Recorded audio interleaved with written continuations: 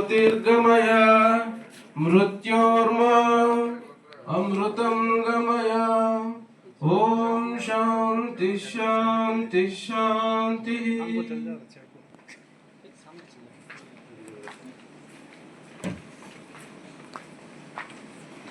ಜ್ಯೋತಿಯನ್ನು ಬೆಳಗಿದ ಎಲ್ಲ ಅಧಿಕಾರಿ ವೃಂದದವರಿಗೆ, ಮುಖಂಡರುಗಳಿಗೆ ಅನಂತ ಧನ್ಯವಾದ.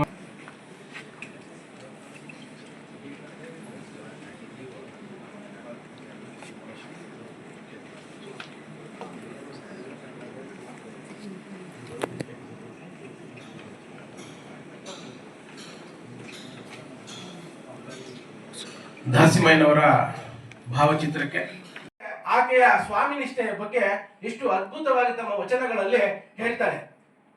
ಸುಖ ದುಃಖಗಳನ್ನ ಅರ್ಥೈಸಿಕೊಂಡು, ಸಂಸಾರದ ಒಳ ಅರ್ಥವನ್ನ ಅರ್ಥೈಸಿಕೊಂಡು ಬಾಳ್ತಕ್ಕಂತಹ ಒಬ್ಬ ಸತಿ ಇದ್ರೆ ಸಂಸಾರನೇ ಒಳ್ಳೇದು.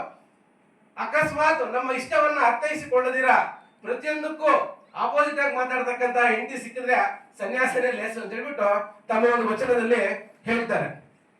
ತುಂಬಾ ಅದ್ಭುತವಾಗಿರ್ತಕ್ಕಂತಹ ಒಂದು ವಚನ ಆಗಿದ್ದು. ಅದೇ ರೀತಿ ಗಂಡ ಹೆಂಡತಿ ಕುಟುಂಬದ ಮಹತ್ವದ ಬಗ್ಗೆ ಇನ್ನೊಂದು ಕಡೆ ಹೇಳ್ತಾರೆ. ಸತಿ ಪತಿಗಳೊಂದಾದ ಭಕ್ತಿ ಹಿತವಾಗಿಪ್ಪುದು ಶಿವಂಗೆ, ಸತಿ ಪತಿಗಳೊಂದಾಗದವನ ಭಕ್ತಿ ಅಮೃತದೊಳು ವಿಷ ಬೆರೆತಂತೆ ಕಾರಣ ರಾಮನಾಥ ಅಂತ.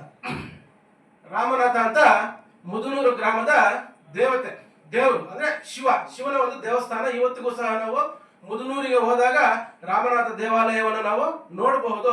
ರಾಮನಾಥ ಅಂತಕ್ಕಂಥದ್ದು ಅವರ ಒಂದು ಅಂಕಿತ ನಾಮ. ಅವರ ಸುಮಾರು 178 ವಚನಗಳು ರಾಮನಾಥ ಅಂತಕ್ಕಂತಹ ಅಂಕಿತ ನಾಮದಲ್ಲಿ ಇದುವರೆಗೂ ಸಹ ದೊರೆತಿದೆ. ಅದೇ ರೀತಿ ಇನ್ನ ಒಂದು ಕಡೆ ಹೇಳ್ತಾರೆ, ಈ ಒಂದು ಶರಣೆಯರ ಮಾತುಗಳು ಯಾವ ತರ ಇರುತ್ತೆ, ಅವರನ್ನು ನಾವು ಯಾವ ತರ ಅನುಸರಿಸಬೇಕು ಅಂತ ಹೇಳ್ಬಿಟ್ಟು ಒಂದು ಕಡೆ ಹೇಳ್ತಾರೆ. ಕರಿಯ ನಿತ್ತಡೆ ಒಲ್ಲೆ, ಸಿರಿಯ ನಿತ್ತಡೆ ಒಲ್ಲೆ, ಹಿರಿದಪ್ಪ ರಾಜ್ಯವ ನಿತ್ತಡೆ ಒಲ್ಲೆ, ನಿಮ್ಮ ಶರಣರ ಸುಳ್ಳುಡಿಯ ಒಂದರಗಳಿಗೆ ಇತ್ತಡೆ ನಿನ್ನ ನಿತ್ಯ ಕಾಣ ರಾಮನಾಥ ಅಂತ. ಕರಿ ಅಂದ್ರೆ ಆನೆಯನ್ನು ಕೊಟ್ರೆ ನನಗೆ ಇಷ್ಟ ಇಲ್ಲ, ಆನೆ ಕೊಟ್ರೆ ನಾನು ಒಪ್ಪೋದಿಲ್ಲ. ಅದೇ ರೀತಿ ಸಿರಿ ಐಶ್ವರ್ಯ ಕೊಟ್ರೆ ನಾನು ಒಪ್ಪೋದಿಲ್ಲ, ಈ ರಾಜ್ಯವನ್ನೇ ಕೊಟ್ಟರು ನಾನು ಒಪ್ಪೋದಿಲ್ಲ.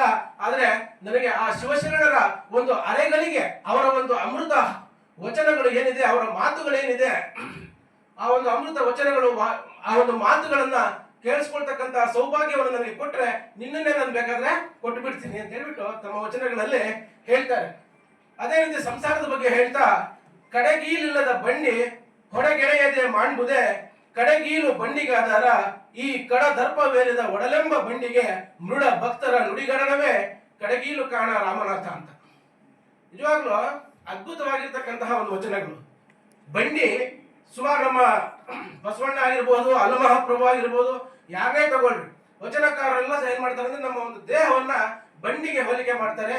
ಆ ಬಂಡಿಗೆ 2 ಗಾಲಿಗಳು, ಆ 2 ಗಾಲಿಗಳಂದ್ರೆ ಚಕ್ರಗಳು ಏನಪ್ಪಾ ಅಂದ್ರೆ ಸತ್ಯ ಮತ್ತೆ ಸುಳ್ಳು, ಧರ್ಮ ಮತ್ತೆ ಅಧರ್ಮ, ಕಷ್ಟ ಮತ್ತೆ ದುಃಖ, ಸುಖ, ಬಡತನ ಮತ್ತೆ ಶ್ರೀಮಂತಿಕೆ. ಆ 2ರ ಒಂದು ಪ್ರತೀಕವಾಗಿ ಈ ಒಂದು ಗಾಲಿ ಅಂತಕ್ಕಂತಹ ಪದಗಳನ್ನ ಹೇಳ್ತಾರೆ. ಆ ಒಂದು ಚಕ್ರ, ಆ ಬಂಡಿಯ ಚಕ್ರಗಳಿಗೆ ಕಡೆಗೀಲು ಅಂತ ಕೀಲಿರುತ್ತಲ್ವಾ, ಆ ಒಂದು ಕೀಲು ತುಂಬಾ ಇಂಪಾರ್ಟೆಂಟ್. ಆ ಕೀಲಿಲ್ಲ ಅಂದ್ರೆ ಏನಾಗುತ್ತೆ, ಚಕ್ರ ಅಚ್ಚಿನಿಂದ ಆಚೆ ಬಂದು ಆ ಬಂಡಿ ಏನಾಗುತ್ತೆ, ಬಿದ್ದೋಗುತ್ತೆ. ಅದೇ ತರ ನಮ್ಮ ಸಂಸಾರನೂ ಅಷ್ಟೇ. ನಮ್ಮ ಶರಣೆಯರ ಅಮೃತ ವಚನಗಳನ್ನ, ಆ ಒಂದು ಮಾತುಗಳನ್ನ ಕೇಳಿಸ್ಕೊಳ್ಳದೆ ಇದ್ರೆ ನಮ್ಮ ಜೀವನ ಚಕ್ರವನ್ನ ಸುಲಭವಾಗಿ ಮುಂದಕ್ಕೆ ತೆಗೆದುಕೊಂಡು ಹೋಗೋದಕ್ಕೆ ಸಾಧ್ಯವಿಲ್ಲ ಅಂತ ಹೇಳ್ಬಿಟ್ಟು ಈ ಒಂದು ವಚನಗಳ ಮೂಲಕ ಹೇಳ್ತಾರೆ. ಅದೇ ರೀತಿ ಹೆಂಡತಿ ಆಗಿರ್ತಕ್ಕಂಥವಳು, ಪತ್ನಿ ಆಗಿರ್ತಕ್ಕಂಥವಳು ಹೇಗಿರ್ಬೇಕು ಅಂತ ಹೇಳ್ಬಿಟ್ಟು ಒಂದೇ ಒಂದು ವಚನದಲ್ಲಿ ಹೇಳ್ತಾರೆ. ಬಂಧುದ ನರಿದು ಬಳಸುವಳು, ಬಂಧುದ ಪರಿಣಾಮಿಸುವಳು, ಬಂಧು ಬಳಗವ ಮರೆಸುವಳು, ದುಗ್ಗಳೆಯ ತಂದು ಬದುಕಿದನು ಕಾರಣ ರಾಮನಾಥ. ತನ್ನ ಹೆಂಡತಿನ ದುಗ್ಗಳೆಯನ್ನು ನನ್ನ ಹೆಂಡತಿಯಾಗಿ ಸ್ವೀಕರಿಸಿ ನಾನು ಬದುಕಿಬಿಟ್ಟೆ ಅಂತ ಹೇಳ್ಬಿಟ್ಟು ಒಂದು ವಚನದಲ್ಲಿ ಹೇಳ್ತಾರೆ. ಹಾಗೂ ತಾಲೂಕು ದಂಡಾಧಿಕಾರಿಯವರ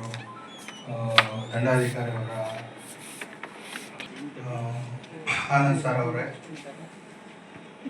ಮತ್ತು ನನ್ನ ವಂದನೆಗಳು ಸಲ್ಲಿಸುತ್ತಾ, ದೇವರ ದಾಸಿಮಯ್ಯ ಅವರು 10ನೇ ಶತಮಾನದ ಕನ್ನಡ ಆದ್ಯ ವಚನಕಾರದಲ್ಲಿ ಪ್ರಮುಖರು. ಇವರು ನೇಕಾರ ವೃತ್ತಿಯನ್ನೇ ತಮ್ಮ ಕಾಯಕವಾಗಿ ಮಾಡಿಕೊಂಡವರು. ರಾಮನಾಥ ಎಂಬ ಅಂಕಿತ ನಾಮದಿಂದ ಸದರಿ ಸುಮಾರು 176 ವಚನಗಳನ್ನು ರಚಿಸುತ್ತಾರೆ. ಅವರ ವಚನಗಳು ಸರಳ, ವೈಚಾರಿಕ, ಸಾಮಾಜಿಕ ಸುಧಾರಣೆಯ ಸಂದೇಶಗಳನ್ನು ಒಳಗೊಂಡಿರುತ್ತದೆ. ದಾಸಿಮಯ್ಯನವರು ತಮ್ಮ ಸರಳ ಸಾಹಿತ್ಯದ ಮೂಲಕ ಜ್ಞಾನ ಮತ್ತು ಭಕ್ತಿಯ ಸಮನ್ವಯವನ್ನು ಬೋಧಿಸಿದ ಶರಣರು ಎಂದರೆ ತಪ್ಪಾಗಲಾರದು. ಕಳೆದ ವರ್ಷ ಆಚರಿಸಿದ ದೇವರ ದಾಸಿಮಯ್ಯ ಜಯಂತಿ ಕಾರ್ಯಕ್ರಮದಲ್ಲಿ ಸಮುದಾಯದ ಹಿರಿಯರನ್ನು ಗುರುತಿಸಿ ಸನ್ಮಾನ ಮಾಡಿ ಗೌರವಿಸಲಾಯಿತು.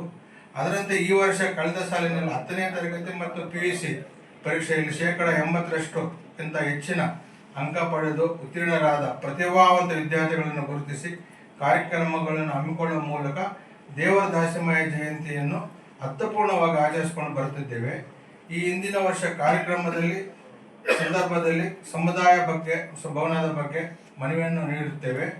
ಈ ಸಂದರ್ಭದಲ್ಲಿ ಮತ್ತೊಮ್ಮೆ ನೇಕಾರ ಸಮುದಾಯ ಭವನವನ್ನು ಮಂಜೂರು ಮಾಡಬೇಕೆಂದು ಈ ಮೂಲಕ ತಮ್ಮ ಎಲ್ಲ ಪರವಾಗಿ ಮನವಿ ಮಾಡಿಕೊಂಡಿರುತ್ತೇನೆ ಎಂದು ಮಾತನಾಡಲು ಅವಕಾಶ ಕೊಟ್ಟು ಎಲ್ಲರಿಗೂ ನಾನು ಮನುಷ್ಯ ಜಾತಿಗೆ ಒಂದು ಕೊಡುಗೆಯನ್ನು ಕೊಟ್ಟಿರ್ತಕ್ಕಂಥ ಮಹಾನ್ ವಚನಕಾರರು ಅಂತಂದರೆ ದೇವರ ದಾಸಮಯ್ಯ.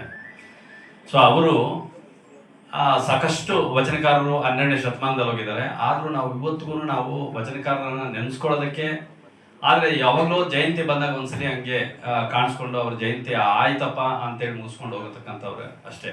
ಆದರೆ ಪ್ರತಿನಿತ್ಯ ನೆನೆಸ್ಕೊಳ್ತಕ್ಕಂಥವ್ರು ಪ್ರಾತಸ್ಮರಣೀಯ ಇರ್ತಾನೆ ಅವರೆಲ್ಲ. ಸೊ ಅವ್ರನ್ನ ನೆನೆಸ್ಕೊಂಡು ನಮ್ಮ ನಡೆ ನುಡಿಯನ್ನ ನಾವು ಬದಲಾವಣೆ ಮಾಡಿಕೊಂಡ್ರೆ ಅದೇ ಬದುಕಿನ ಒಂದು ಅರ್ಥ. ಸೊ ಬದುಕು ಎರಡು ಆಶ್ಚರ್ಯ ಚಿಹ್ನೆಗಳ ನಡುವೆ ಒಂದು ಪ್ರಶ್ನಾರ್ಹಕ ಚಿಹ್ನೆ, ಅದನ್ನು ಸುತ್ತಿರುವುದೊಂದು ಸೊನ್ನೆ, ಅದುವೇ ಪರಿಭ್ರಮಣ ಅಂತ ಕುವೆಂಪು ಅವರು ಹೇಳ್ತಾರೆ.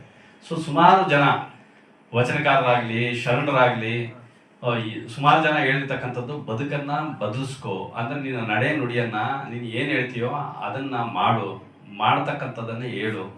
ಸೊ ನಾವು ಹೇಳೋದೊಂದು ಮಾಡೋದೊಂದು, ಹೇಳೋದು ಒಂದು ಪಾಲು ಆದರೆ ಮಾಡೋದು ಮುಕ್ಕಾಲು ಪಾಲು ನಾವು. ಸೊ ಅದನ್ನು ನಾವು ವಿರುದ್ಧವಾಗಿ ನಡ್ಕೊಳ್ತಾ ಇದ್ದೀವಿ. ಆದರೆ ಸಮಾಜದಲ್ಲಿ ಒಳ್ಳೆ ನಡೆಯನ್ನ ಒಳ್ಳೆ ನುಡಿಯನ್ನ ಅರ್ಥಕೊಂಡ್ರೆ ಅದು ಎಷ್ಟೋ ಮೇಲು. ಸೊ ನಾವೆಲ್ಲ ಇಲ್ಲಿದ್ದೀವಿ, ಚಂದ್ರಲೋಕಕ್ಕೆ ಹೋಗಿ ಬಂದಿರೋರು, ಆಕಾಶದಲ್ಲಿರ್ತಕ್ಕಂಥ ಎಲ್ಲ ಕಾಯಗಳನ್ನು ಗುರುತಿಸಿರ್ತಕ್ಕಂಥವ್ರು, ಆಕಾಶವನ್ನೇ ಅರ್ದು ಕುಡಿದಿರ್ತಕ್ಕಂಥವ್ರು.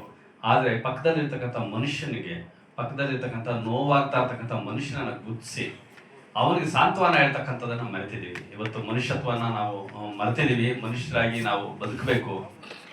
ಅದಕ್ಕೆ ಪವಿತ್ರ ಭಾರತ ದೇಶದಲ್ಲಿ ಹಿಂದೂಗಳಿದ್ದಾರೆ, ಮುಸಲ್ಮಾನರಿದ್ದಾರೆ, ಸಿಖ್ರಿದ್ದಾರೆ, ಜೈನರಿದ್ದಾರೆ, ಬೌದ್ಧರಿದ್ದಾರೆ, ಸೊ ಒಕ್ಕಲಿಗರಿದ್ದಾರೆ, ದಲಿತರಿದ್ದಾರೆ. ಆದರೆ ನಾನು ಹುಡುಕ್ತಾ ಇರೋದು ಮನುಷ್ಯರನ್ನ ದಯಮಾಡಿ ಹೇಳಿ ಎಲ್ಲಿದ್ದಾರೆ ಅಂತೇಳಿ GS ಶಿವರುದ್ರಪ್ಪನವರು ಹೇಳ್ತಾರೆ. ಅಂದರೆ ನಾವೆಲ್ಲ ಮನುಷ್ಯ ಜಾತಿಗೆ ಸೇರಿರ್ತಕ್ಕಂಥವ್ರು, ಒಂದು ಸ್ಪೀಸಿಸ್ಸು. ಈ ಟೆಕ್ನಾಲಜಿಯನ್ನ ನಾವು ಹಿಂದೆ ನೋಡಿರಲ್ಲ, ಮುಂದೆ ಯಾವ ಟೆಕ್ನಾಲಜಿಯಲ್ಲಿ ಬದುಕುವ ಗೊತ್ತಿಲ್ಲ. ಆದರೆ ಮನುಷ್ಯರಂತೂ ಆಗಿದ್ದೀವಿ. ಮನುಷ್ಯತ್ವನ್ನ ಒಂದು ಉಳಿಸ್ಕೊಂಡು ನಾವು ಬದುಕಿದ್ರೆ ಸಾಕು ಅಂತ ಈ ಸಂದರ್ಭದಲ್ಲಿ ಹೇಳ್ತಾ, ಅಂತ ಮಹಾನ್ ಭಾವರನ್ನ ಪ್ರತಿನಿತ್ಯ ನೆನೆಸ್ಕೋಬೇಕು. ಅವ್ರು ನಡೆದಿರ್ತಕ್ಕಂಥ ದಾರಿಯಲ್ಲಿ ನಾವು ನಡಿಬೇಕು ಅಂತ ಹೇಳ್ತಾ